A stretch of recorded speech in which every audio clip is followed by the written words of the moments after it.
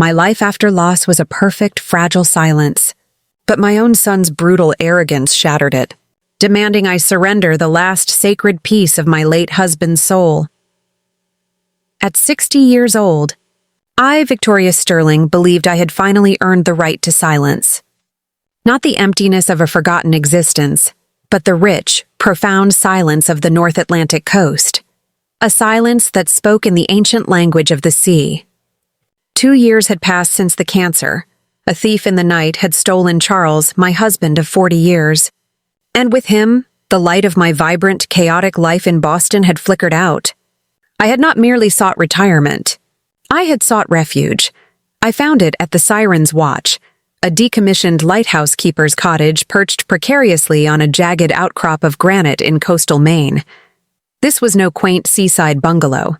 It was a fortress against the world, built of thick stone and stubborn resilience, crowned by the majestic, though now silent, tower. It sprawled across 85 windswept acres. Every morning, I would sit on the narrow, stone-flagged porch, a mug of steaming coffee, its aroma a dark comfort, warming my hands. The sight was a constant, searing balm, the ceaseless, churning slate gray of the ocean, the cry of the gulls, and the dizzying drop to the churning surf below. My only constant companion, besides the relentless rhythm of the tide, was the great Astrolabe. It was Charles's magnum opus, the culmination of 20 years of meticulous, obsessive restoration, a nautical instrument from the 16th century, a brass and copper sphere nearly as tall as I was. It sat proudly, regally in the center of what I now called the chart room, the cottage's largest chamber. This room was sacred ground, where Charles had spent his final, vibrant months, his hands working to make the ancient gears turn, his mind charting stars that no one on land could see. The Astrolabe was not just an antique. It was the physical embodiment of our shared dream, a testament to precision, to history, to a love that was perfectly, mathematically true. It was in this moment of perfect solitude, while the salt-laced wind whipped the curtains inward, and I was poring over Charles's meticulously annotated logbooks, that my satellite phone, a modern intrusion, screamed into life. The caller ID flashed Marcus, my son, my only child, 35 years old, a wunderkind of Silicon Valley, a man who spoke in algorithms and venture capital, whose life measured success only in zeros. A good son, perhaps, but a lost one. Lost in the dizzying, glittering echo chamber of his own ambition. I answered, a flicker of maternal hope momentarily overriding my hard-won peace. "Hello, darling. I was just reading your father's notes on celestial navigation." His reply, filtered through the 1,000-mile distance, was a cold, hard slap. "Mom, I'm calling to finalize the details. I'm bringing 15 of my most critical venture capital investors up this weekend, the ones who will make or break the next round of funding for Nexus Tech. They need an exclusive, utterly unique experience, something they can't find in the Hamptons or Aspen. We're doing a digital detox retreat at the Siren's Watch." I felt the blood drain from my face, replaced by a sudden icy knot in my stomach. 15 high-octane strangers, my sanctuary, my grief, my astrolabe, all to be trampled by the relentless march of progress. I could hear the sheer, unbridled certainty in his voice, the complete lack of consideration. He hadn't asked. He had declared. "Marcus," I managed, my voice trembling, a sound utterly foreign in this quiet place. "You are talking about my home, my private refuge. Did it ever occur to you to consult me? To ask if I was ready to host what sounds like a corporate invasion?" He sighed, the sound loud and patronizing, the exasperated sigh of a busy CEO dealing with a difficult subordinate. "Mom, come on. Don't be dramatic. It's 2 nights. They need total privacy, total isolation. The watch is perfect, rugged, remote, and has the cachet of being exclusive. I'll bring my own catering team, a skeletal staff. You won't even know they're there?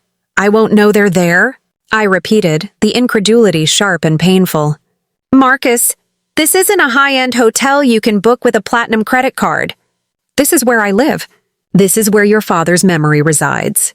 Every stone, every plank, every piece of salvaged equipment, it holds a piece of him. Then came the dagger, the moment that tore the last vestiges of my patient motherhood away. Look, Mom, I know you're sentimental about the place. I get it. But this Astrolabe thing, it's massive. It's taking up half the chart room. We need that space. For the vision board and strategy session, I'm having a logistics crew come up a day early to dismantle it and put it in storage until we figure out the long-term staging for the property. It's too delicate to stay in a public area when we start the rebranding. Dismantle it. Put it in storage. The words echoed in the stone walls like a death knell. He didn't see history. He saw clutter. He didn't see legacy. He saw wasted square footage. He saw the Siren's watch not as the home of his mother's fragile healing, but as a high-potential asset, a piece of his future inheritance, to be stripped of its soul and sold to the highest bidder of fleeting luxury. A cold, terrifying calm settled over me. The pain was still there, a burning coal in my chest, but the sudden, absolute clarity of his betrayal was a powerful anesthetic. My son, the brilliant tech titan, had lost his moral compass. He saw only ownership, never stewardship. He was not asking to visit a home. He was demanding access to a property.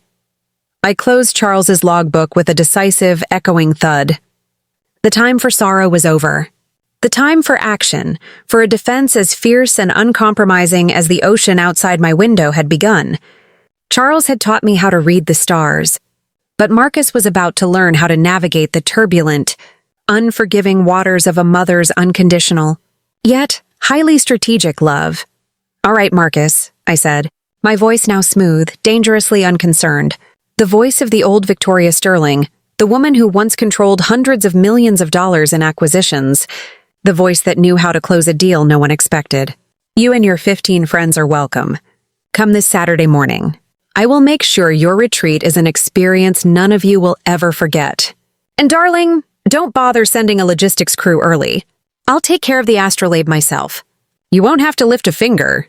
He sounded relieved, completely oblivious to the gathering storm. That's my sensible mom, see? I knew you'd understand. I'll see you Saturday then. I love you. I love you too, Marcus, I replied, a small, cold smile touching my lips. But you are about to discover the difference between owning a place and earning a home.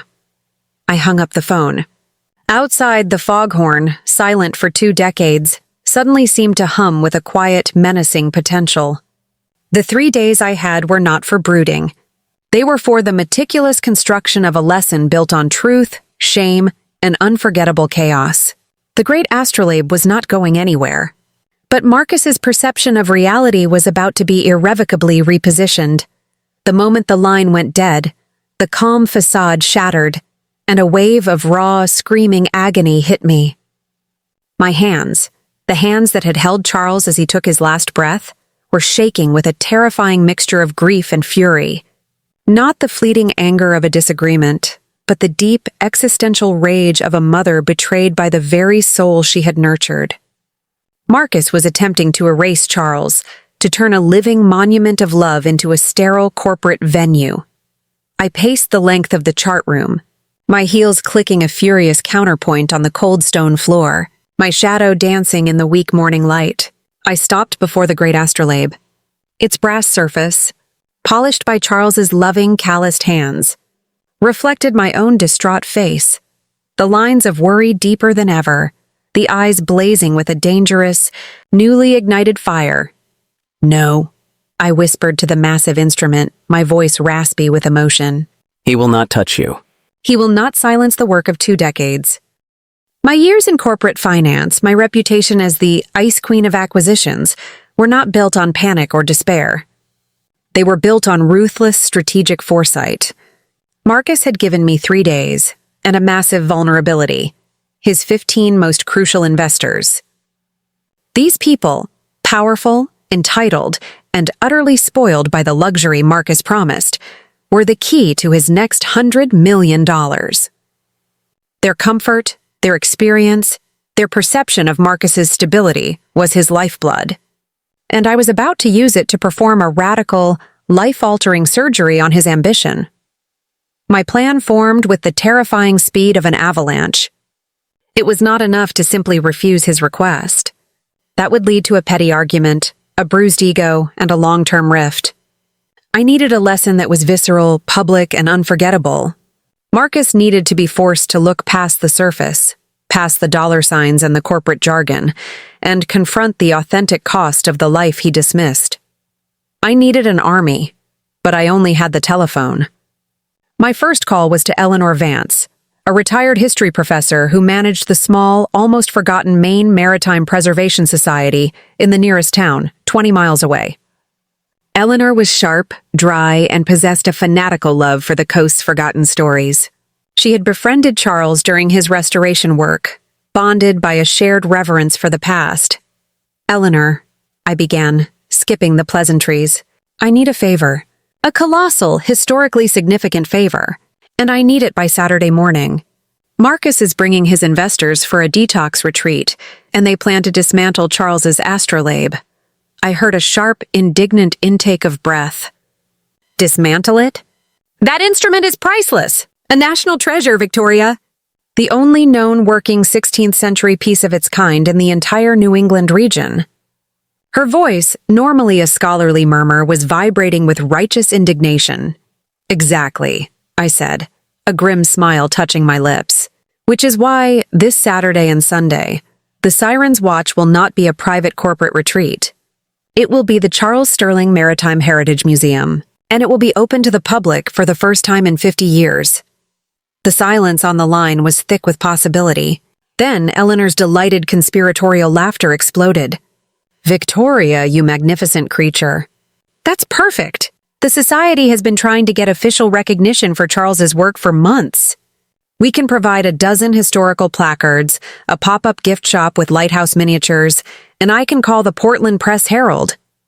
They love a story about an old lighthouse opening up for the first time." "I need more than placards, Eleanor," I pressed, leaning into the vision. "I need people. Hundreds of people.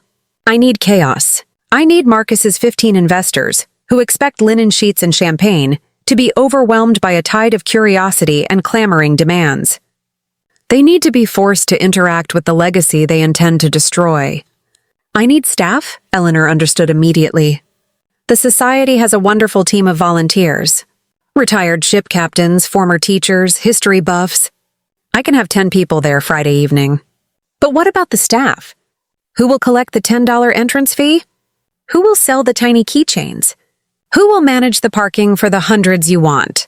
This was the genius of my plan, the financial maneuver I used to pull out of every impossible deal. That, my dear, is where Marcus and his 15 investors come in. They are going to be my docents, my security, and my maintenance crew.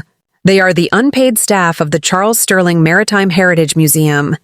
We will give them all vests that say, "Volunteer Staff, Stewardship in Action." I will greet them with their new uniforms. I could hear Eleanor furiously scribbling notes. "Oh, this is delicious. A forced lesson in humility and stewardship for the new digital elite." "I'll call the paper now. I'll make sure the story emphasizes the personal nature of the opening, a tribute to the late Charles Sterling, whose magnificent astrolabe will be on public display for one weekend, only before it is permanently moved to a secure private collection. We'll make sure it sounds like a once-in-a-lifetime opportunity. Expect long lines." The knot in my stomach began to unwind, replaced by a steely, exhilarating certainty. My second call was to Jedediah "Jed" Fisk, the gruff, laconic owner of the local hardware and general store, a man who spoke even less than the ocean, but whose loyalty was absolute. He had supplied Charles with every obscure rivet and piece of brass over the 2 decades. "Jed," I said, "I need 15 of your cheapest, brightest orange safety vests, 20 pairs of canvas work gloves, 5 industrial-sized cleaning buckets, and 300 feet of velvet rope and those little brass stanchions. Delivered by Friday at noon. No questions asked. And charge it to the Marcus Sterling Nexus Tech corporate account. Use the emergency logistics code Alpha 7 Delta. It's what he uses for unbudgeted last-minute necessities." Jed's deep chuckle was the sweetest sound I had heard all week. "You've finally decided to open up the place, have you, Victoria? Good. Been waiting 30 years for a good reason to get up there. And don't you worry about the charge. That boy needs to learn that tools are for work, not for show. Hanging up, I surveyed the beautiful, serene destruction I was about to unleash. I moved into the 6 luxury guest rooms Marcus was expecting to use. I stripped the expensive bedding, folding the designer quilts and storing them in an old trunk. I replaced them with a haphazard assortment of ancient, dusty maritime charts, nautical equipment covered in the patina of 50 years of salt air, and piles of dusty, brittle-paged books on the history of Maine fishing. Room 1 became the Age of Sail exhibit. Room 2 was the lighthouse lens and lamp maintenance display. The guest bath, with its imported Italian tile, now held a display of corrosive sea salt samples and rust-cleaning tools. I had systematically, physically erased all evidence of comfort, replacing it with the brutal, demanding authenticity of historical labor. By the time I was finished, I felt the sharp ache of loss momentarily recede, replaced by the satisfying burn of strategic action. Marcus was coming for a digital detox. He was going to get a lesson in historical stewardship, and his 15 investors were about to have the most authentic, unscripted, and highly instructional weekend of their pampered, entitled lives. This was not merely revenge. This was a mother's final, desperate attempt to save her son's soul from the gilded cage of his own reckless success. The stage was set. The curtain was ready to rise. The next 2 days were a blur of frenetic, purposeful labor, a desperate race against the clock and the encroaching tide of Saturday morning. I found a powerful, almost terrifying energy in the precision of my defiance. This was not the mindless, exhausted work of grief. It was the focused, strategic execution of a master plan, a final thesis in the art of motherhood as military strategy. Eleanor and her 10 dedicated, sharp-witted volunteers arrived late Friday afternoon. They were a motley crew of retired mariners, librarians and genealogists, all united by a quiet, fierce devotion to the memory of the coast's untold histories and a delighted complicity in my magnificent deception. Captain Douglas, a man whose face was a map of 80 years of sea exposure, wore a grin that split his weather-beaten countenance. "We've brought the good stuff, Victoria," he boomed, his voice like the grinding of pebbles on a beach. Not the shiny tourist fluff. "We've brought the truth." They brought with them dusty, moth-eaten uniforms, genuine, hand-stitched exhibit cards, and a massive, faded canvas banner that now hung precariously over the cottage's granite entrance. The word retreat had been surgically replaced by the word stewardship in every conceivable context. We worked through the night, the cottage transformed from a sanctuary into a bustling, impromptu museum of unforgiving reality.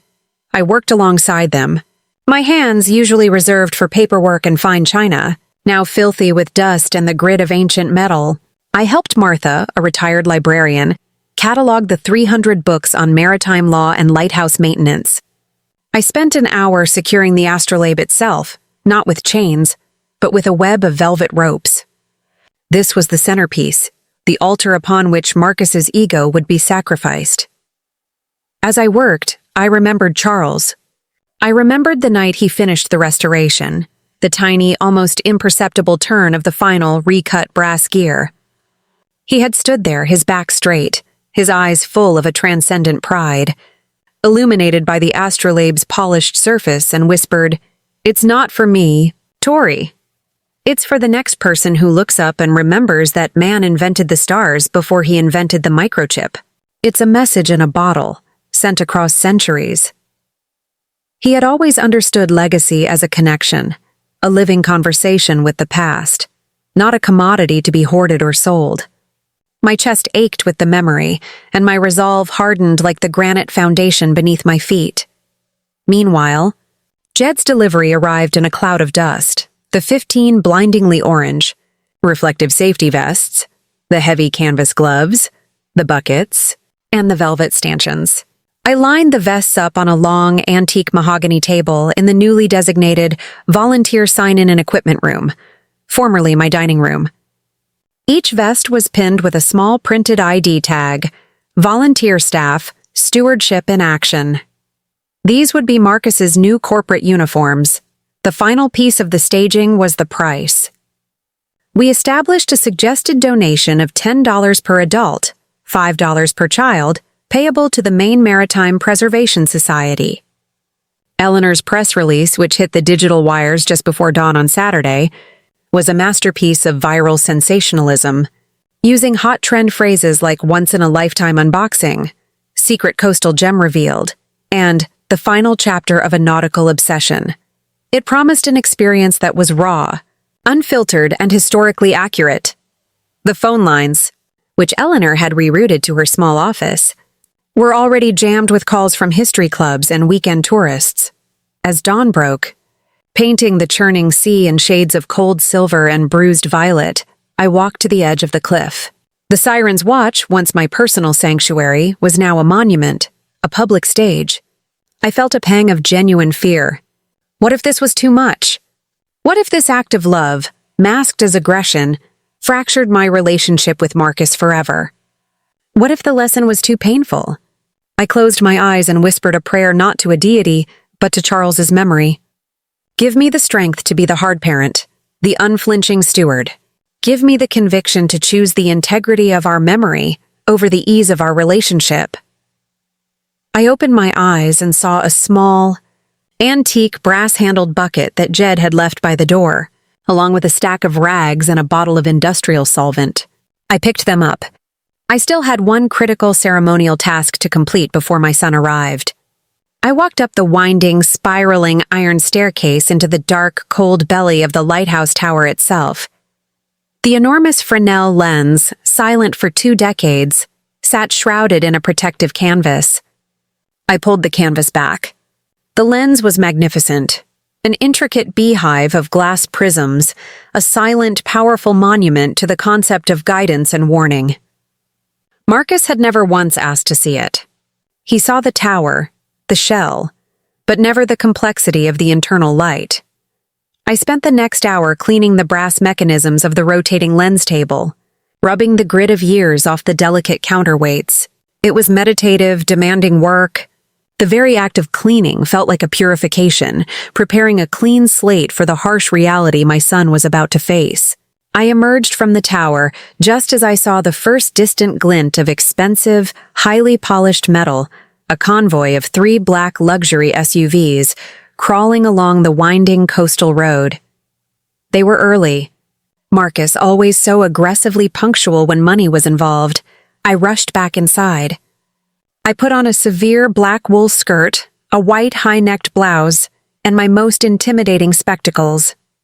I clipped my hair back into a severe bun. I was no longer Victoria Sterling, the grieving widow. I was the curator, the gatekeeper, the unforgiving guardian of legacy. I stood by the Astrolabe, its brass shimmering like a defiant beacon. I heard the crunch of expensive tires on the gravel drive. I heard the sharp, expectant silence of the convoy drawing to a halt. This was the moment. The final confrontation. Marcus was stepping out of his vehicle, his face alight with the confident, possessive smile of a man who believed the world was his to command. He was about to walk into an experience not of his making, a lesson that would cost him far more than he could ever possibly know. The air was thick with the promise of high-stakes drama and unpredictable chaos. The convoy of luxury SUVs, a Cadillac Escalade flanked by 2 enormous, tinted-windowed Range Rovers, looked obscenely out of place against the rugged, unforgiving backdrop of the Siren's watch. Marcus emerged first, impeccably dressed in a linen suit that screamed effortless wealth and the easy entitlement of his generation. He had the confident, purposeful stride of a CEO about to close a billion-dollar deal, a man who expected red carpets and champagne flutes. His 15 investors followed, a collection of men and women who looked like they lived permanently on the covers of Forbes and Vogue, smooth, perfectly coiffed and radiating an air of detached, world-weary superiority. Marcus's initial reaction was not shock, but confusion, the momentary glitch of a well-programmed machine encountering an unexpected variable. He frowned at the enormous faded banner flapping above the entrance. He paused at the velvet ropes, strategically positioned to corral the newly arrived guests. "Mom?" he called out, his voice a tight blend of annoyance and caution. What is all this? What's with the banner? Is this some kind of charming local welcome? A themed setup for the detox? I stepped out onto the porch flanked by Eleanor, who was dressed in a severe navy blazer and wore an expression of formidable academic authority, and Captain Douglas, who was deliberately polishing a rusty harpoon. I was holding a clipboard, my expression a study in chilly professional efficiency. I did not move to embrace him. "Marcus," I stated, my voice clear and carrying on the salty air. "Welcome to the Charles Sterling Maritime Heritage Center. My apologies, but there seems to be a slight misunderstanding regarding your weekend retreat. This location is not currently available for private bookings. As you can see, we are officially opening to the public for 2 days to honor your father's legacy." He blinked, a slow, disbelieving movement. His investors, meanwhile, were beginning to exchange uncomfortable, querying glances. The 15 of them, expecting a serene, exclusive sanctuary, were now confronted by a scene that looked more like a low-budget, highly disorganized county fair. "A misunderstanding?" Marcus's voice rose, laced with a dangerous edge of control. "Mom, this is ridiculous. I booked this 3 weeks ago. I have 15 of the most important people in my career here. People who manage hundreds of millions of dollars. We need the entire space for our strategy sessions. What is this nonsense with the velvet ropes?" "Ah, the velvet ropes," I said smoothly, consulting my clipboard as if checking the day's inventory. "Standard museum protocol. Crowd control, you see. We are expecting a considerable flow of traffic today. The response to the Portland Press-Herald story has been enthusiastic. People want to see the Great Astrolabe and the Lighthouse Tower. And to clarify, Marcus, you didn't book anything. You informed me of your intended occupation. I merely chose to use the premises for a more appropriate and socially significant purpose." He took a step towards me, his face a mask of impotent rage, his eyes flashing. "You're doing this to sabotage me. This is revenge. You're humiliating me in front of my investors." I met his gaze, my eyes unwavering. "Humiliation, Marcus, is a subjective experience. I call it stewardship in action. And speaking of action, you and your team are critically needed. We are severely understaffed for the grand opening.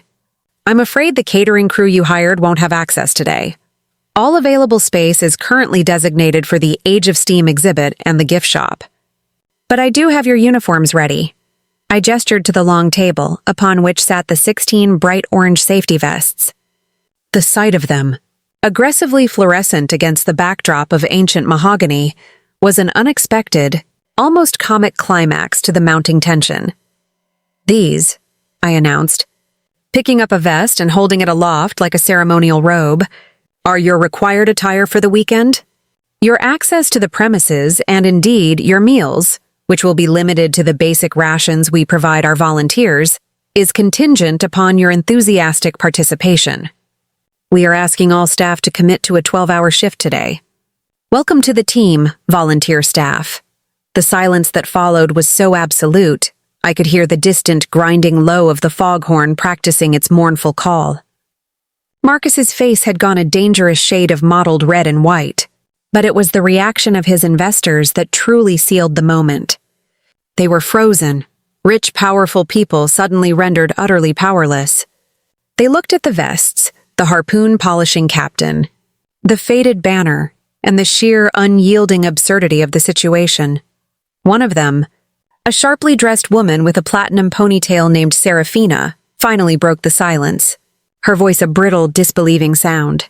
"A safety vest? You expect us to wear this? And to volunteer?" Eleanor stepped forward, radiating warmth and utterly false empathy. "Oh, my dear, it's for safety and visibility, of course. We have over 200 steps in the Lighthouse Tower alone, and the cliffs are terribly treacherous. And volunteer staff means hands-on. We have a line forming already. We need a docent for the chart room, someone to man the donation box, and, crucially, we need a strong team for the Salty Dog parking detail. The gravel is quite uneven. You see?" She pointed towards the coastal road. In the distance, a long, winding line of cars, minivans, dusty pickup trucks, and even a full-size tour bus was already visible. The hundreds of visitors had arrived. Marcus's carefully constructed weekend of networking, pitching, and sophisticated relaxation had imploded into a public relations nightmare and an enforced lesson in manual labor. He spun back to me, his voice a low, furious hiss. "You have gone too far, Mother. I'm calling a lawyer. You can't hold us here? This is corporate kidnapping." I raised a perfectly sculpted eyebrow, a move that had ended 3 hostile takeover attempts in my old life. "Marcus, darling, you are free to leave any time. However, your 15 key investors will be walking out onto that winding gravel road, a 5-mile hike to the nearest cab stand, wearing their pristine $2,000 shoes, and they will be leaving an entire community of history lovers grossly understaffed. Do you think that narrative, Tech CEO abandons local charity for lack of catering, will help fund Nexus Tech?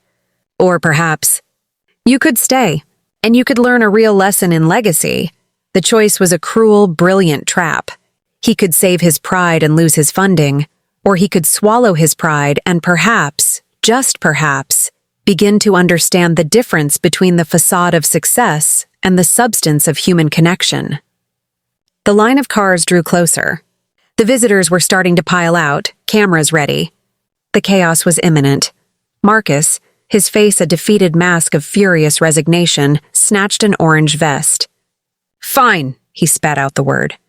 "We'll play your little game, Mother. But when this weekend is over, we're having a very different conversation about who truly controls this property." "Oh, Marcus," I said, a flicker of genuine, sorrowful pity touching my cold exterior. "The conversation started the moment you saw the vest. Now get to work. We need someone strong to manage the overflow parking. And try not to scratch the paint on the visitors' vehicles. That's an expense your company account won't appreciate."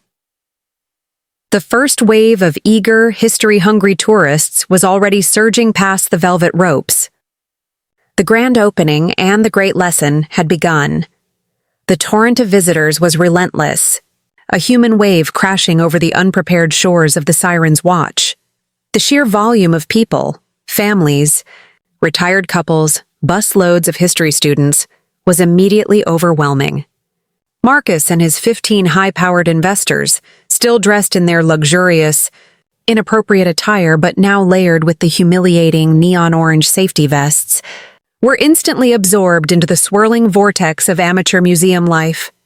My brilliant, arrogant son, the CEO who controlled dozens of remote employees with a keyboard and a spreadsheet, was handed a bright red plastic bucket and a handwritten sign that read, "Parking Detail, Gravel Lot Volunteer." The irony was a delicious, agonizing poison. He had to spend the morning directing rusty pickup trucks and dusty minivans into tightly packed spots, his expensive Italian leather loafers immediately ruined by the damp, uneven gravel. I watched from the porch as he tried to explain to a cheerful, toothless man on a motorcycle that he had to park behind the lighthouse keeper's vehicle only sign, a task that required him to use his hands, his voice, and his full physical attention, 3 things he rarely had to employ in the digital world. His initial stiffness gave way to a frustrated, desperate fluster. The investors fared no better. Seraphina, the platinum ponytail, who looked like she'd never touched anything rougher than a silk scarf, was stationed at the lighthouse lens and lamp maintenance display, the former guest bathroom, and was tasked by Captain Douglas with demonstrating the proper technique for cleaning an ancient, salt-encrusted piece of brass tubing. Her carefully manicured nails snapped off one by one as she struggled with the industrial solvent and the abrasive rag. Her expression was a terrifying mixture of disgust and impotent disbelief. Mr. Chen, the senior-most investor, a man whose net worth was rumored to be in the 10-figure range, was assigned to the Salty Dog gift shop, formerly my sunroom. Eleanor had him managing the single, cranky cash register and attempting to sell $5 plastic lighthouse keychains and miniature brass telescopes to aggressive, bargain-hunting tourists. His attempts at pleasant customer service were clearly disastrous. He was used to negotiating multi-million-dollar terms, not haggling over the price of a seashell ornament. I moved through the crowds like an Arctic predator, clipboard in hand, maintaining my terrifying composure. My role was simple, the unyielding manager. I provided no comfort, only instruction and critique. "Mr. Chen, I called out, my voice sharp and penetrating over the general din. "You must offer every customer a receipt for tax purposes." "That woman just bought 4 items! This is a historical society, not a bazaar." "And Seraphina, that is not how you polish brass. You are leaving streaks. You must use a circular motion and ensure the cloth is perfectly dry." Charles would be appalled at your lack of precision. The humiliation was palpable, a heavy, suffocating atmosphere. These were people who paid others hundreds of dollars an hour to do their bidding. And now they were working harder than they ever had in their corporate lives, for free, under the withering, unforgiving gaze of a history professor and a former accountant. Around midday, a genuine crisis, a minor one but magnified by the stress, erupted. The sole portable toilet, hastily installed by Jed that morning, became blocked. The line stretched into the chart room.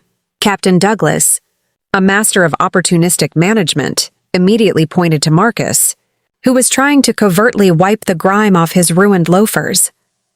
"Volunteer Sterling," the captain bellowed, loud enough for a group of passing schoolchildren to hear. "Emergency. Plumbing issue. We need someone with a strong back and a willingness to get their hands dirty."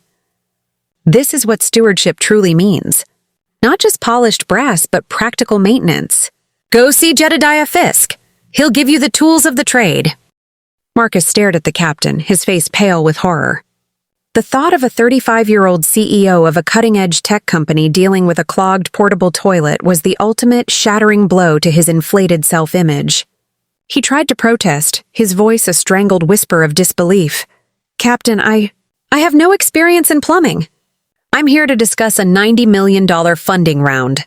"Well, son," Captain Douglas said, his eyes twinkling with cruel, seafaring amusement. "Looks like your funding round just hit a snag. And this is hands-on history. Get moving! The people need a functional convenience." I watched Marcus trudge off towards Jed's parked supply truck, his shoulders slumped in utter defeat. The sight was painful but necessary. I knew that the minute he picked up a plunger, he would be forced to confront the difference between the abstract problem-solving of his digital life and the messy, unforgiving reality of the physical world. He was learning that value is not just in the idea, but in the effort, the sweat, the grime, the sheer unflinching practicality of keeping a world functional. Later that afternoon, I finally found Seraphina sitting alone in a corner of the Age of Sail exhibit, silently polishing a tiny broken piece of rigging. Her expression was no longer one of fury, but of utter defeated exhaustion. She looked up at me, her eyes red-rimmed and hollow. "Victoria," she whispered, her voice stripped of all its corporate bravado. This is the hardest thing I have ever done. I deal with billionaires on a daily basis. But that man, that sweet old gentleman who wanted to know if the miniature lighthouse was made in America, he was more demanding than any CEO. He wanted the truth. And I had to work. Truly work. I haven't used my body like this since college. "Welcome to the authentic life, Seraphina," I said softly, my voice devoid of mockery, offering her a fleeting moment of connection. "It is messy, demanding, and requires a level of sincerity that your corporate world rarely rewards. You are polishing an object that was touched by a sailor 150 years ago. You are connecting with something timeless. That is the point of stewardship." She didn't reply, but she didn't stop polishing. I saw a tiny, almost imperceptible flicker of understanding in her eyes, the beginning of a tiny crack in the perfectly polished armor of her corporate existence. My plan was working. The chaos was cleansing. The heavy physical labor was forcing them to engage with reality, to earn their presence in a place of genuine history and profound memory. But the main event, the Astrolabe confrontation, was yet to come. The first day had been the physical exhaustion. The second day would be the emotional crucible. Sunday morning dawned cold and brutally clear, the light slicing through the fog with an almost surgical precision. The second day of the grand opening was even more chaotic than the first, fueled by the local news coverage, which had sensationally detailed the opening of the secret lighthouse museum and the peculiar sight of Silicon Valley executives directing traffic in orange safety vests. Marcus and his 15 investors were a study in utter defeated exhaustion. They had slept little, crammed into the unheated guest rooms that now served as historical exhibits, wrapped only in spare nautical blankets I had provided. They were no longer wearing their expensive suits, having surrendered to the necessity of their working uniforms: jeans, sweatshirts, and the ubiquitous, humiliatingly bright orange vests. Their hands were blistered, their faces grimed, and their posture spoke of complete physical surrender. I, however, felt a strange, unsettling rejuvenation. The confrontation was coming. I could taste it, metallic and sharp on the salt-laced air. The tipping point arrived mid-afternoon. Marcus was stationed as the official docent of the chart room, a role I had carefully assigned to him, knowing he would be forced to stand directly beside the Astrolabe and explain its significance to the endless stream of curious visitors. He was struggling, answering questions with rote, Wikipedia-level facts, his voice tight with barely contained rage. A tall, elderly man, a retired naval commander, was meticulously examining the instrument, his finger tracing the lines of latitude and longitude on the brass sphere. "Magnificent piece of work," the commander murmured. "Your father must have been a genius of restoration. Do you understand how these complex gears work, son? The sheer mathematics of celestial navigation? It's a dying art." Marcus mumbled a generic, dismissive answer about antique engineering. The commander's face tightened with disapproval. This was my cue. I strode into the chart room, carrying the heaviest piece of Charles's antique salvage gear, a rusty cannon-sized ship's anchor. I dropped it with a tremendous, echoing crash just 2 feet from the base of the delicate Astrolabe. The entire room jumped, the visitors gasping in alarm. Marcus spun around, his eyes wide with a genuine, unfeigned terror. "Mom, what are you doing? Are you insane?" "You almost hit it. That thing is irreplaceable." The heat of his sudden protective fury was the first authentic emotion I had seen from him all weekend. I looked at him, my eyes filled with a terrifying, sorrowful challenge. "Irreplaceable?" "Yes, Marcus, it is. It is the culmination of your father's final 2 years. It is his heart cast in brass. And yet, 3 days ago, you were prepared to dismantle it, to put it in a dusty storage unit, because it was taking up too much space for your vision board." The room fell silent. The visitors, sensing a domestic drama of epic proportions, froze in their tracks. The commander watched with a keen, unnerving intensity. "That was different," Marcus hissed, his voice trembling with anger and sudden public shame. "That was business. This is reckless. It's dangerous. You are risking a priceless artifact just to make a point." "A point?" I laughed, a sharp, bitter sound that cracked the solemnity of the room. "No, Marcus. I am forcing you to feel the risk. You see this anchor? It weighs 300 pounds. It is heavy, cold, and utterly unforgiving. It represents the weight of the physical world you so easily dismiss. You were ready to treat this Astrolabe, this symbol of your father's soul, with the same casual disregard that you treat a piece of outdated office equipment." I walked towards the Astrolabe, my hand resting lightly on the cool, metallic surface. I spoke then, not just to Marcus, but to the hushed, captivated audience, the commander, the investors, the hundreds of people who stood between my son and his corporate retreat. It was the monologue I had rehearsed for 2 years, the articulation of a grief I had carried in silence. Your father, Charles, did not believe in ownership. He believed in stewardship. He spent his life navigating not just the sea, but the truth of the human condition. When he finished this Astrolabe, he didn't lock it away. He said it was a gift to the future.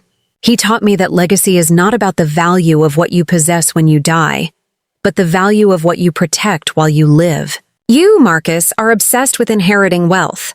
You fail to understand that the true inheritance is the responsibility, the demanding, unending task of caring for something greater than yourself. Tears, hot and unexpected, were streaming down my face. I hadn't planned the tears, but they were real, fueled by the sheer, crushing weight of Charles's absence and the fear of my son's lost soul. You didn't just risk my peace, Marcus, I continued, my voice breaking on the raw edge of emotion. You risked my husband's dignity. You were prepared to silence his final voice for the sake of a comfortable meeting room. Well, you are standing in his meeting room now, and you are looking at his final, defiant, priceless lesson. I stepped back, exhausted, emotionally hollowed out. The room remained utterly silent. Marcus stood frozen, his eyes wide, no longer with anger, but with a dawning, terrible comprehension. He saw the tears, he heard the pain, and he finally registered the absolute, unforgiving scale of his transgression. He saw not a petty, difficult mother, but a woman utterly broken by loss, fighting with the only weapon she had left: authenticity. Then the commander, the elderly naval officer, stepped forward. He didn't speak to me. He looked directly at Marcus. "Son," he said, his voice quiet, authoritative, and deeply disappointed. "Your father was a master. And this place? This watch. It has a soul. You came here to buy your future, but you might have just lost your past. You need to decide right now if you are a caretaker or a commodity broker. Pick up the anchor, son. Put it somewhere safe. And respect your father's last chart." Marcus stared at the heavy, rusted anchor lying on the floor, the symbol of his 300-pound failure. He looked at me, at the Astrolabe, and at the faces of his investors, who were now silently nodding in agreement with the commander. The humiliation was total, but it had finally cut through the gilded armor of his arrogance. He didn't say a word. He walked over to the anchor, put on the heavy canvas gloves, and, with a grunt of physical effort, he slowly, painstakingly lifted the immense weight. He carried it out of the chart room, his back bowed, his pride broken. The Astrolabe was safe, and the real work, the work on my son's soul, had finally begun. The aftermath of the Astrolabe confrontation left the air in the cottage thick and charged, like the moment after a lightning strike. Marcus had disappeared with the anchor, too ashamed to face the crowds, his humiliation complete and public. The investors, sensing the profound emotional shift, worked in a strange, subdued silence, their corporate bravado replaced by a nervous, quiet industry. It was in this tense atmosphere that my most unlikely ally emerged, Seraphina, the platinum ponytail investor. I found her in the lighthouse tower's small, circular office, away from the crowds, meticulously wiping down the dust-covered antique logbooks Charles had kept. She had been assigned to the archival history section, a solitary, thankless task. When I entered, she looked up, her blue eyes, usually cold and calculating, surprisingly soft. She was wearing her orange vest, which now looked entirely appropriate, a battle scar on her designer sweater. "Victoria," she began, her voice a low, sincere murmur, "I need to tell you something. I was ready to call my private jet, have them land at the nearest available strip, and fly out of this utter nightmare. I was furious, but when you spoke, when you laid your heart out on the floor, next to that anchor, I couldn't move." "I saw it." "Saw what, Seraphina?" I asked, leaning against the cold stone wall, my own exhaustion finally catching up to me. "I saw my mother," she confessed, a sudden, surprising wave of emotion washing over her face. "My mother, Eleanor, was a concert pianist. She died 5 years ago. My brother, George, a hedge fund manager, immediately sold her prized Steinway Grand, a piano she had traveled the world with for 40 years, to pay for a luxury box seat at a Yankees game. He called it monetizing an inefficient asset. She was still warm in her grave, Victoria."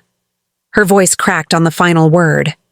The shared pain was an immediate, powerful bond, a connection forged not in corporate solidarity, but in the specific, agonizing grief of having a child who fundamentally misunderstands the difference between value and price.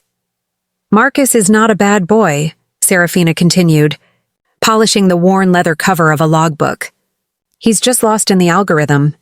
He's been taught by his entire world, by us, by the venture capital ecosystem, that anything that cannot be scaled, monetized, or optimized is a weakness, a liability.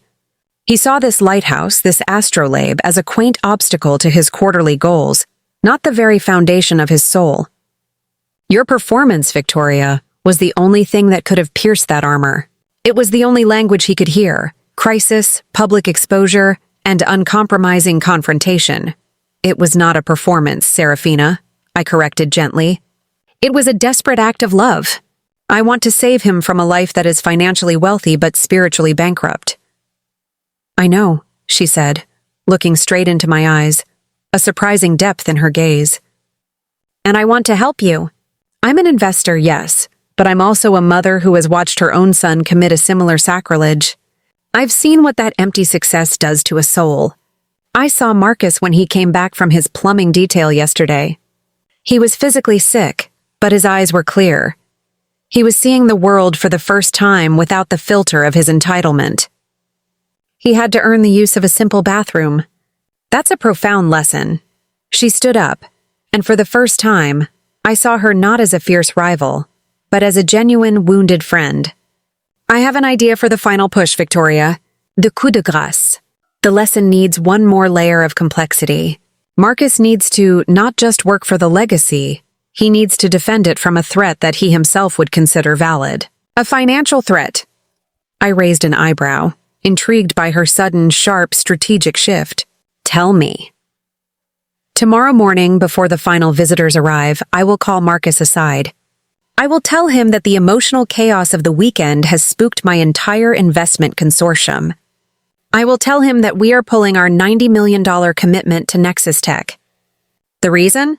Not the plumbing, not the vests, but the fact that his own mother, the custodian of his family's most sacred asset, has deemed the property too unstable for a simple corporate function.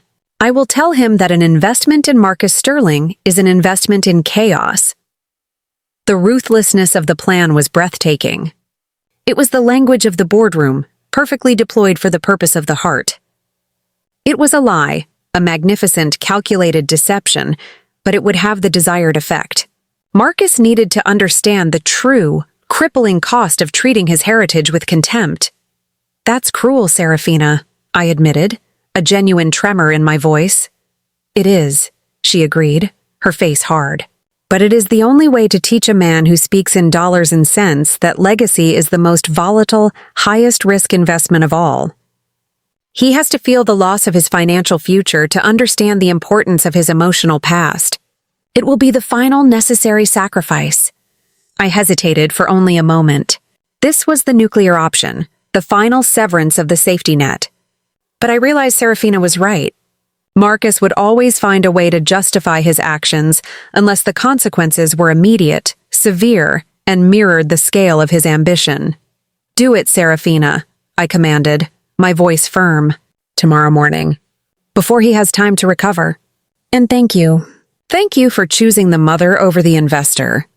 She gave me a tight, professional nod, but her eyes held a genuine, tearful warmth. We are all just women, Victoria. Trying to teach our sons what their fathers taught us, that some things are simply priceless. Now, I need to get back to cataloging these shipping manifests. The history of the cod fishery in this region is absolutely fascinating. I watched her turn back to the dusty logbooks, the platinum ponytail bobbing above the bright orange safety vest. I had lost a son, and in the chaos of my defiance, I had found a sister. The final, agonizing test for Marcus was now set in motion. After the emotionally draining confrontation and the clandestine pact with Seraphina, I knew Marcus was at his lowest, most vulnerable point. He had been assigned the late-night closing shift, cleaning the Fresnel lens in the tower. It was a deliberate symbolic punishment. The lens, that incredible complex jewel of glass and brass, was Charles's personal obsession. It required meticulous, solitary work, an act of almost spiritual devotion to the principle of guidance. I watched from my window as Marcus slowly, painfully ascended the winding 208 steps of the iron staircase. He was alone, his orange vest a beacon of failure in the rapidly descending twilight. The sound of his heavy, trudging steps echoing in the hollow stone tower was the soundtrack to my profound, aching motherhood. I had placed one final, critical piece of evidence in the tower's small keeper's desk, Charles's personal, hand-bound logbook from the year before he died.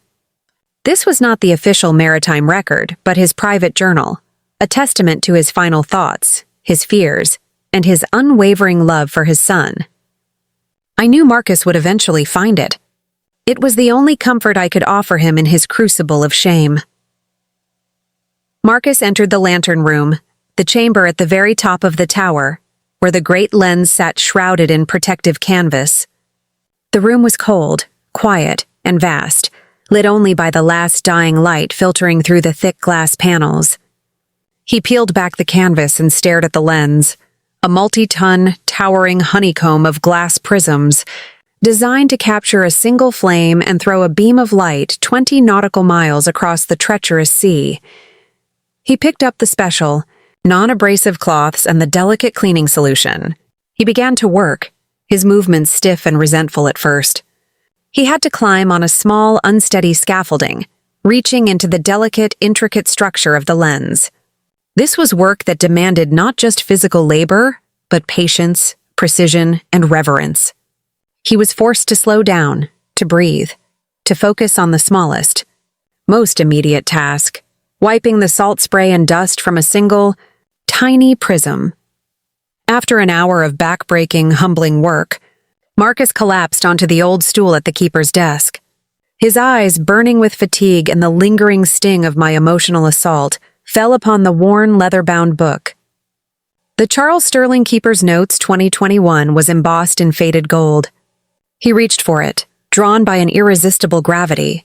He began to read, not the official entries, but the small, shaky, handwritten notes Charles had tucked into the back cover, entries from the final months of his life, when his illness was rapidly advancing. Entry, October the 12th. The light is fading fast, Tori. Not the light of the lens, but the light within me. I am worried for Marcus. He is a good boy, a brilliant boy, but his soul is too bright, too focused on the glare of the screen. He sees the lighthouse, but he doesn't see the purpose of the light. He sees value in what is owned, not what is served. I wish I had 2 more years to teach him the difference. Marcus's breathing hitched. He turned the page, his fingers smudging the brittle paper. Entry, November the 3rd. I'm working on the Astrolabe. My hands shake, but the stars are steady. I am building this for Marcus. It is a symbol of true north, of celestial guidance. I want him to know that even when the world is dark and the compass fails, the stars, the eternal truths, are always there. But I worry he will sell it.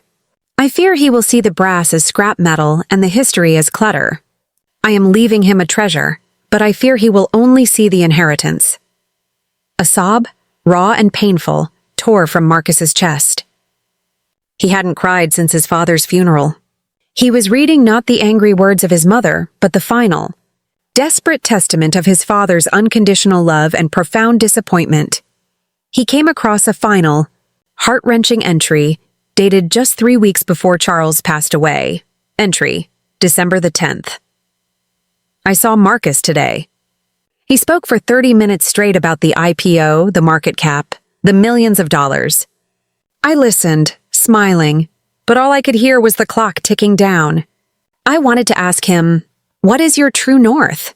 When the money is gone, the market crashes, the power fails, what will you serve? What will you protect? I didn't ask, Tori. I failed him. I gave him comfort when he needed conviction. I gave him ease when he needed effort. I gave him an escape route instead of a foundation. Forgive me, son. Your inheritance is not the lighthouse. It is the work. The journal slipped from Marcus's numb fingers. It hit the wooden desk with a gentle thud. He collapsed onto his knees, his forehead pressed against the cold, metallic base of the Fresnel lens. He wasn't thinking about Nexus Tech or the investors or the $90 million. He was thinking of his father, sitting right here, frail and fading, worrying about the state of his son's soul rather than the state of his portfolio. The sheer, agonizing weight of his failure crashed down on him. He hadn't just disrespected his mother. He had failed his father's dying wish. He had casually, arrogantly prepared to desecrate the final act of love that his father had built for him. His tears fell onto the cold, unforgiving brass, mixing with the cleaning solution and the dust of decades. He wasn't crying for the loss of his father anymore. He was crying for the loss of the son his father had desperately hoped he would become. When he finally rose, his eyes were still red, but they held a clarity I had not seen in years. He finished cleaning the lens, working now with a meticulous, quiet reverence. He wasn't cleaning glass. He was polishing his father's final, sacred instruction. He was finding his true north. He was finally seeing the purpose of the light. He had been stripped bare by my cruelty, and now, by his father's love, he was being reforged. The moment of reckoning, the final terrifying financial blow engineered by Seraphina, was about to hit. But now I knew my son would be ready. He had finally found his foundation, not in a bank vault, but in the heart of a lighthouse tower, where love and duty had stood watch for 200 years.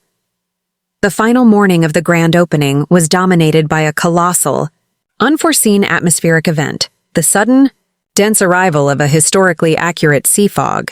It wasn't the wispy romantic kind. It was a thick, silent pea soup blanket that swallowed the coastline, reducing visibility to less than 10 feet and muffling the sound of the ocean into a strange, unsettling quiet. The tourists were delayed, and a profound, unnerving silence fell over the Siren's watch. I found Marcus by the front entrance, staring blankly into the dense white wall. He was no longer the arrogant CEO, but a man profoundly humbled by a sleepless night and a terrible truth. Seraphina stood beside him, her face grim, ready to deliver the final devastating lie. She didn't hesitate. "Marcus," she stated, her voice tight with professional finality. "I've spoken with my consortium. I'm truly sorry. We are pulling the $90 million commitment to Nexus Tech." Marcus turned to her, his face showing a deep, agonizing stab of pain. But his reaction was not the hysterical, financial panic I had expected 3 days ago. "Why, Seraphina?" he asked quietly. "Did we lose a key metric? Was the third quarter growth too low?" "No," she lied smoothly, her eyes unwavering. "Your metrics are excellent. The problem is here, it's stability. The truth is, your own mother publicly stated that this property, your family's most sacred asset, is unstable and subject to unpredictable chaos. This weekend demonstrated that. We see an investment in you as an investment in a man whose foundations are compromised, whose family is a liability, and whose priorities are dangerously skewed.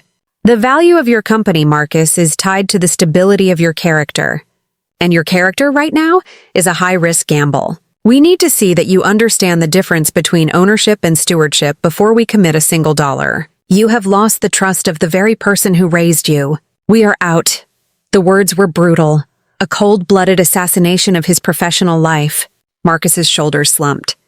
The magnitude of the loss, the collapse of 2 years of relentless effort, should have sent him into a spiral of fury.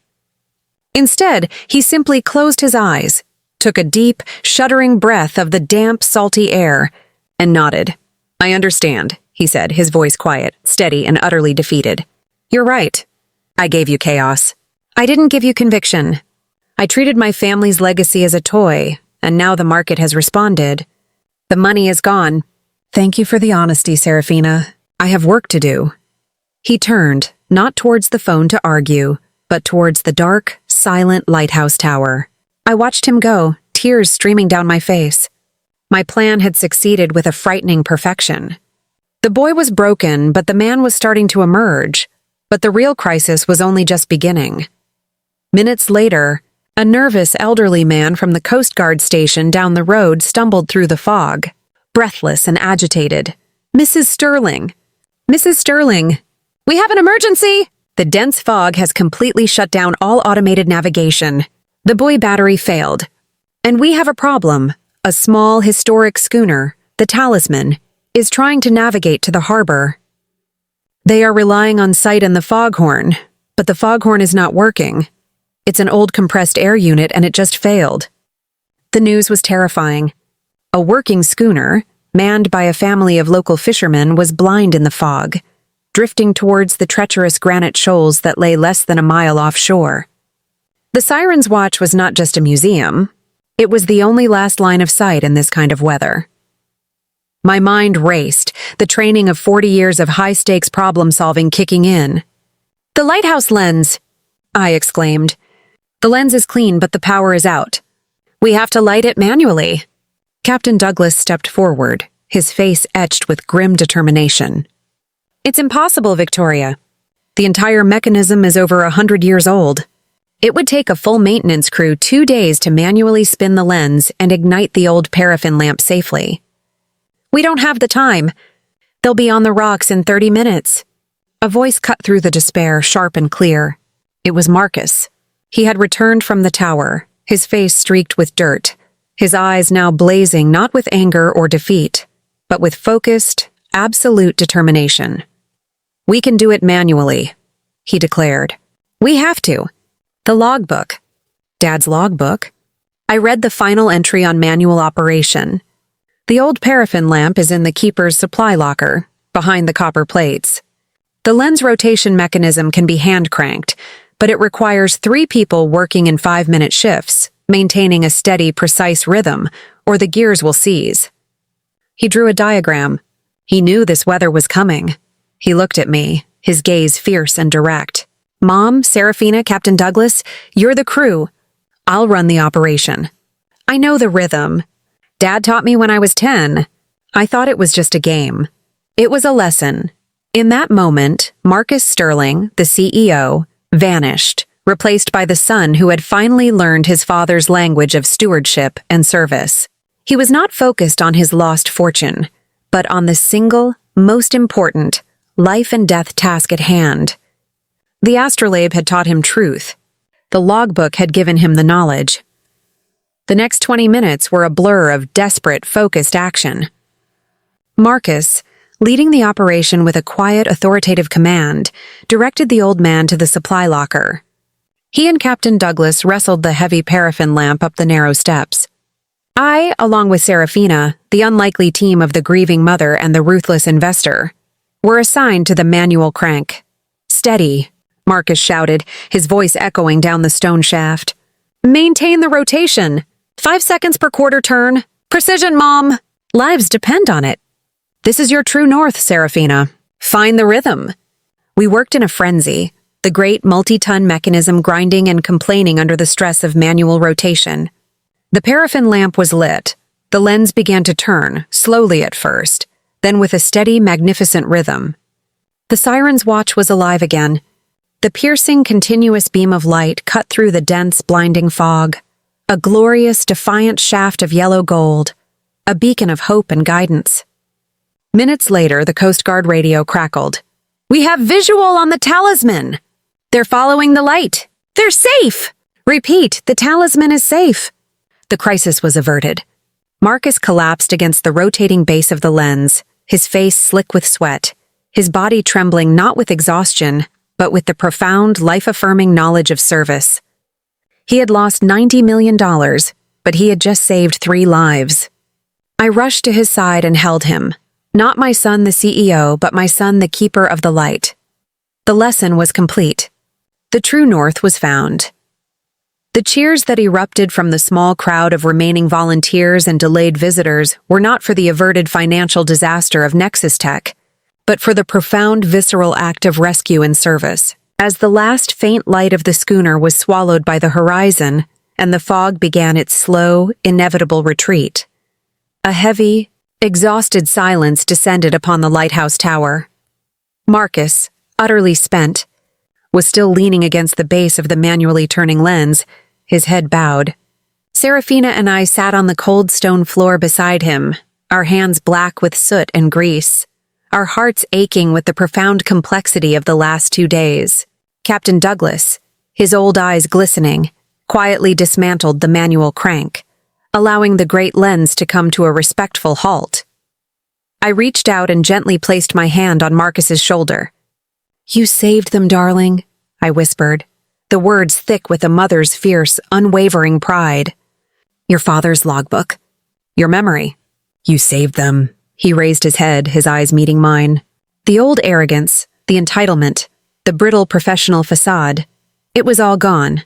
Stripped away by the combination of my strategic cruelty and the simple, unforgiving demand of reality. It wasn't a game. Mom, he said, his voice raw, hoarse with emotion. When I was a boy, he made me do that cranking over and over until I hit the rhythm. I thought he was just being the quirky dad. I thought it was just work. It was a test he knew someday I would have to pass. He knew the fog would roll in. He knew the boy would fail. He knew ease was a temporary illusion, and effort was the only enduring truth. He looked at Seraphina, his eyes full of sorrow, but also a strange, quiet dignity. Seraphina, I know you had to pull the funding. You had a fiduciary duty to your investors. I demonstrated the exact opposite of what you needed to see: stability and stewardship. I understand. Nexus Tech is just a building, and I have to go back and build a foundation first. Seraphina reached out, her hand, still perfectly manicured beneath the grime, covering his. The decision was a lie, Marcus, she confessed softly. The truth a necessary final kindness. The money is still there. My partners and I were ready to walk, yes, because of the chaos. But your mother and I, we fabricated the withdrawal to force you to confront the cost of your entitlement. You were right. You needed to feel the loss of $90 million to understand the value of 3 lives. And now that you have proven you understand, now that you have chosen service over self, the money will be there. On one condition. Marcus looked at her, then at me, an uncertain hope flickering in his eyes. The condition, Seraphina stated, her voice returning to its professional, no-nonsense tone, is that Nexus Tech's new mission statement must include a component of societal stewardship. Your company must commit to a pro bono project of historical and civic preservation. And you, Marcus, must personally lead it. You must teach the next generation of coders that their algorithms must serve a physical, tangible world. We want an investment not just in your mind, but in your newfound character. Marcus didn't hesitate.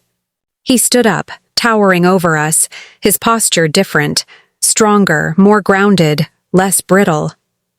Done, he said. We will create a digital archive of coastal heritage, an open-source platform to preserve all the lighthouse logbooks, the old maps, the oral histories. I will dedicate 15% of my time to it. I will use the technology not to disrupt, but to preserve. I will make it my new true north. I watched him then, my heart finally, fully released from the iron grip of fear and grief. This was the man Charles had hoped he would be. The boy who had seen property now saw purpose. The rest of the investors, one by one, came to find Marcus. They didn't apologize for their initial disdain. They offered something far more valuable: respect. They saw a man who had been tested by fire, who had lost his money and then found his soul, and in the process, had saved lives. They saw a leader who was grounded in something real, something more enduring than the stock market. The visitors finally departed, leaving behind a trail of gravel and thousands of dollars in donations for the Maritime Society. Eleanor and Captain Douglas oversaw the quiet closing of the museum, their faces alight with the triumph of a successful opening and a necessary moral victory. As the sun began to set, painting the cliffs in a final, glorious blood-orange light, Marcus and I were left alone in the chart room. The Astrolabe stood silent, magnificent, the brass shimmering with the light of 1,000 untold stories. "I'm sorry. Mom," he whispered, his eyes on the instrument. "I am so profoundly sorry for my arrogance, for wanting to dismantle this, for not seeing him here. I thought I was inheriting a house. I was inheriting a duty." I walked over and put my arms around him, holding my 35-year-old son, the CEO, the lighthouse keeper, the savior of the talisman. I held him as a mother holds a newborn, with utter, unconditional love and the profound, aching knowledge of a long journey just begun. "Your father taught us both a difficult, painful lesson, darling," I said, my voice thick with emotion. "He taught us that the legacy is not what we leave behind, but what we fight to protect. And that the greatest assets are those that cannot be measured on a balance sheet. Welcome home, Marcus. Welcome to your true north." The storm was over. The work, however, was only just beginning. The immediate aftermath of the grand opening was a profound, almost unsettling quiet. The tourists were gone, the investors had flown out. Seraphina only after a long, meaningful hug and a promise to send a contract drafted on the new terms, and the orange safety vests were folded neatly in a box marked Future Stewardship Events. The Sirens. Watch reverted to its previous state of isolated beauty. But everything had changed. The silence was no longer the silence of grief and refuge. It was the silence of conviction and shared purpose. Marcus stayed. Not as a guest, but as a resident. He canceled all his meetings for the week, pushing his corporate responsibilities to the back burner, a move that would have been unthinkable 4 days ago. He was not avoiding his life. He was rebuilding his foundation. He spent his days not on his phone, but working alongside Jed, the local general store owner, repairing the structural wear and tear on the cottage that had been neglected for years. He was learning the physical language of the place, the dialect of damp wood, salt corrosion, and stubborn resistance. I watched him from my kitchen window, the man who once commanded hundreds of millions of dollars, now patiently replacing a rusted hinge on a foghorn access panel. His hands were calloused, his expensive clothes were permanently stained with rust and grease, and his face was utterly, undeniably at peace. One cold, windswept afternoon, I found him in the lighthouse tower, not cleaning the lens, but meticulously charting the shoals and tidal currents on an ancient, unframed nautical map Charles had left behind. He was using a simple pencil and a protractor, tools of the past, not the glowing screens of his future. "I'm trying to see what Dad saw, Mom," he explained, not looking up. He charted this coast every morning.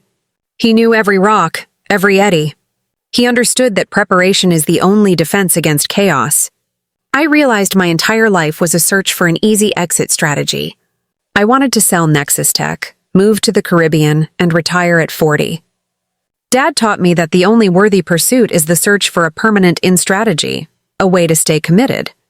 Engaged and useful. I sat beside him, the cold of the stone floor seeping into my bones, but a deep, profound warmth filling my chest. "Your father wanted you to be happy, darling." But he knew true happiness wasn't passive. It was active. It was in the doing, not the having. Then, the conversation turned towards my own lingering pain, the part of my heart that the chaos had not entirely healed. "Mom," Marcus began, his voice hesitant, "I know you did this for me.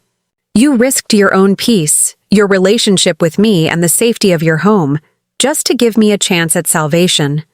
I'm grateful. But now I need to ask you honestly, are you okay? The tears you cried when you spoke about the Astrolabe, they weren't just for the performance. They were real. Are you finally ready to grieve, not just hide here?" His directness, the clarity of his love, was another shock to my system.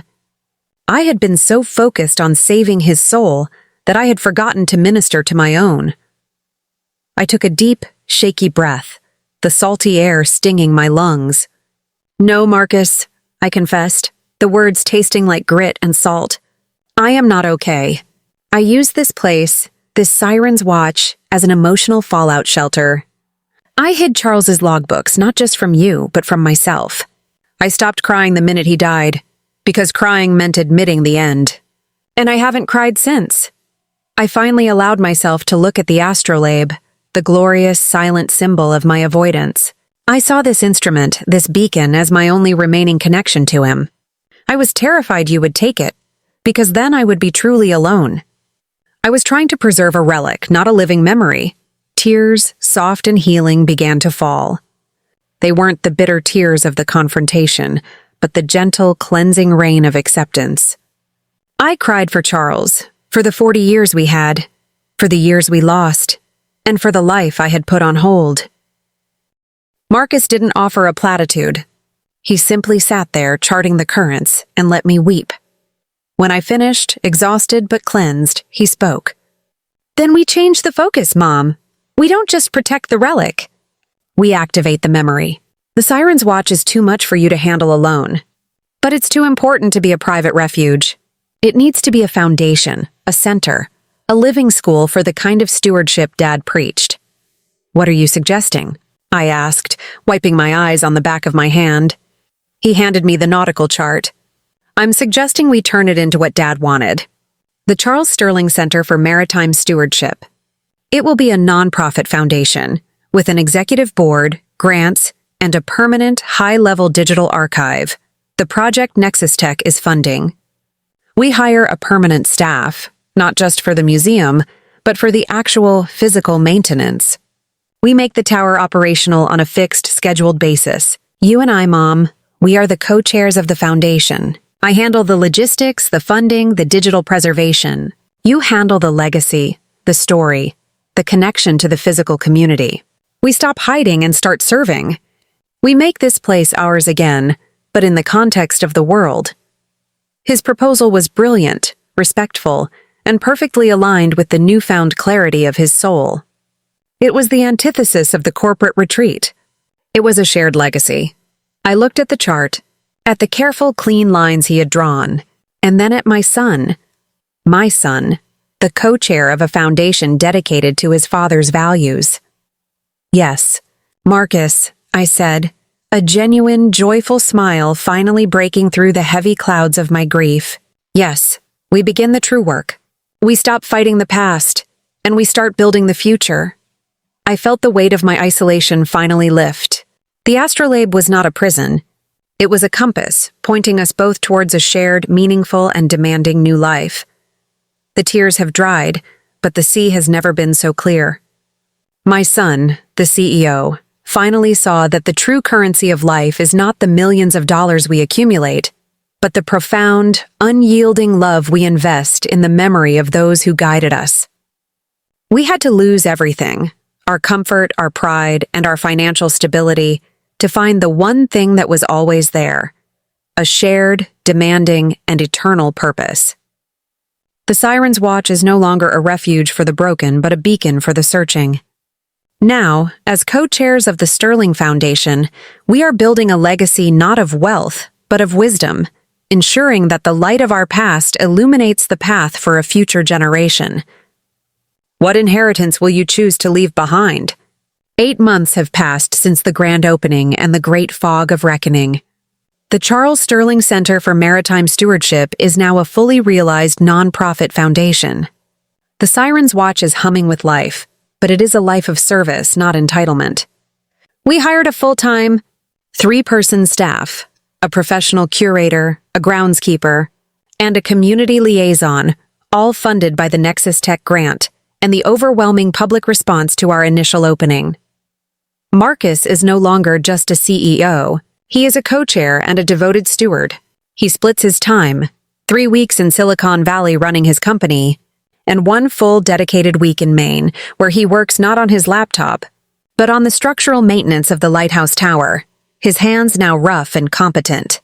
He is building the digital archive, a project of immense complexity and profound cultural significance. But he is also learning the names of all the local fishermen. He has finally married his extraordinary intelligence to an equally extraordinary sense of duty. The Astrolabe still stands in the chart room, but it is no longer cordoned off as a relic of my grief.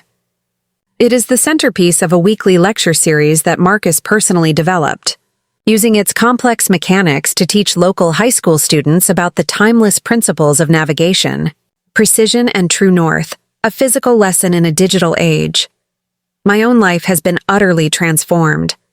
I am no longer Victoria Sterling, the grieving widow hiding from the world. I am Victoria Sterling, co-chair of the foundation, an active, vibrant woman who speaks publicly about stewardship, legacy, and the agonizing beauty of reinvention. The pain of Charles's loss is still there, a quiet, permanent companion, but it is now mingled with the fierce, undeniable joy of a purpose found and a son redeemed. I am actively living the life Charles and I dreamed of, but in a way that is harder, more public, and infinitely more meaningful. The greatest lesson of this entire, brutal, magnificent chapter is not about what we own, but what we serve. Marcus thought he wanted to inherit a property. I had to force him to invest his soul in a legacy. I had to choose the painful confrontation over the easy comfort, the truth of my grief over the facade of my recovery. A mother's love is not always soft. Sometimes, it is the sharp, strategic edge of a lesson that cuts through the noise and saves a soul from the gilded cage of its own ambition. My fellow women, My contemporaries who may be navigating the difficult waters of loss, motherhood, and retirement, remember this. The true work of the latter years is not to find a comfortable place to rest, but a compelling reason to fight.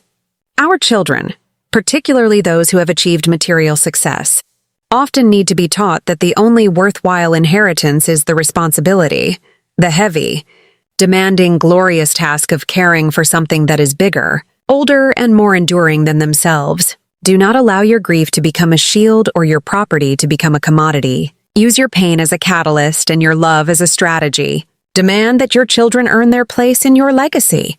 The greatest gift you can leave them is not the ease of wealth, but the conviction of a hard-won purpose. As I watch Marcus lead a team of volunteers, patiently explaining the workings of the Astrolabe, I know that the light of Charles's life will never be extinguished. My own life, once a dim, flickering candle, is now a powerful, steady beam.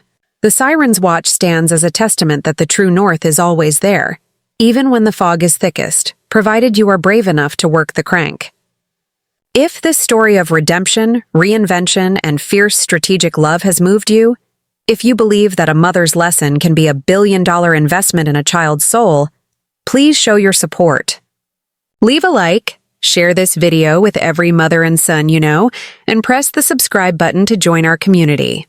Your support ensures that the Charles Sterling Maritime Stewardship Foundation can continue to teach the world the meaning of legacy and service.